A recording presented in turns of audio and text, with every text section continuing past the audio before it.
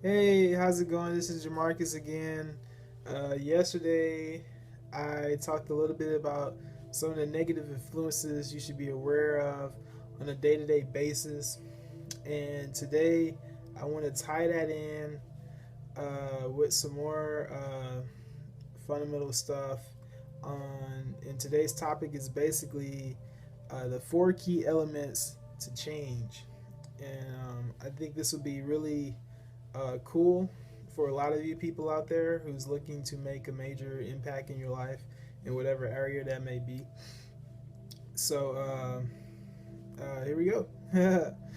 uh, and the four key elements started off with basically what I was talking about yesterday, which is awareness, because you can't change what you don't know about, right? You got to be aware of the situation that you're in if you want to change where you're in. If you don't know what you don't know, you can't change what you don't know because you just don't know it, right? Okay. And after you get to that point, after you're aware of whatever it is you want to change in your life, you got to be, you got to understand where the root problem started in the first place. And remember, it's not a significant event or a thing that happened to you. It's all with your mindset. It starts with the thinking. You gotta understand, what type of thinking you've been doing in the past, and as well as today, what type of thinking you've been, what kind of self-talk you've been, how have you been talking to yourself over these past months, years, decades, right? Understand where the root core thinking beliefs that you have come from that is related to your problem. I'll give you an example. A lot of people have health problems. Well, what are some negative beliefs or thoughts that you may have that contribute to that? Let me just think of something off the top.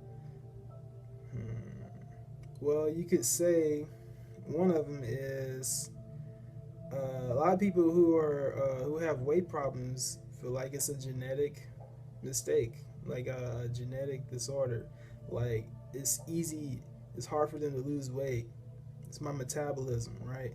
They blame it on something they feel like they can't control.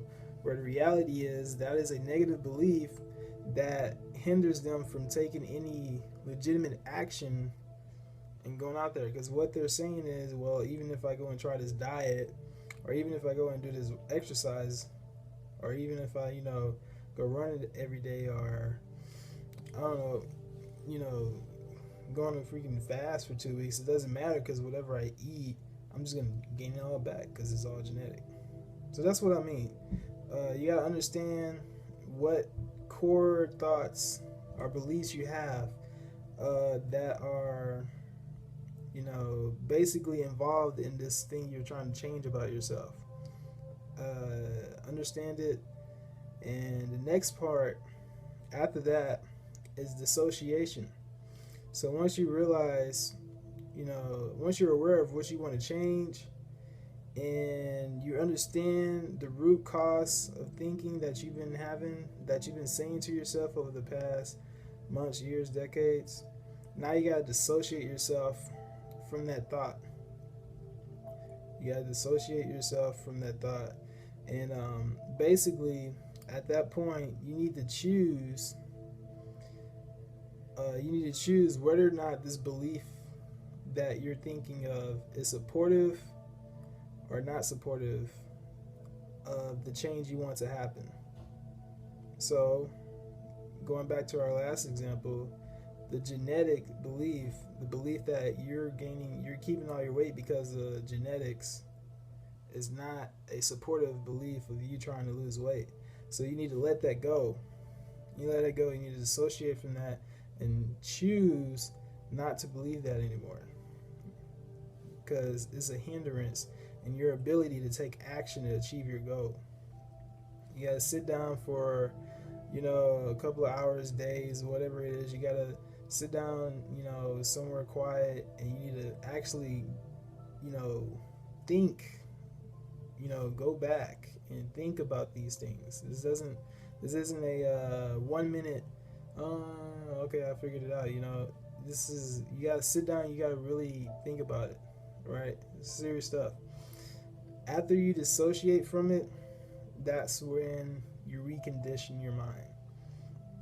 That's when you retrain your mind, your thought process. You reprogram your mind to create a more supportive response that will contribute to your success. So now that you dissociate it from the belief of genetics, you can replace that with something else that will support you, losing weight. Right? Like, oh, me going on a health diet will contribute to losing weight. Why? Because there's no such thing as genetics holding me back from losing weight. That's off the roof. That allows you to believe in other things that are supportive. Because back then, when you believe that, anything else, that belief you had basically contradicted with other supportive beliefs. So now that that's out the window, you can actually start to actually believe in these things.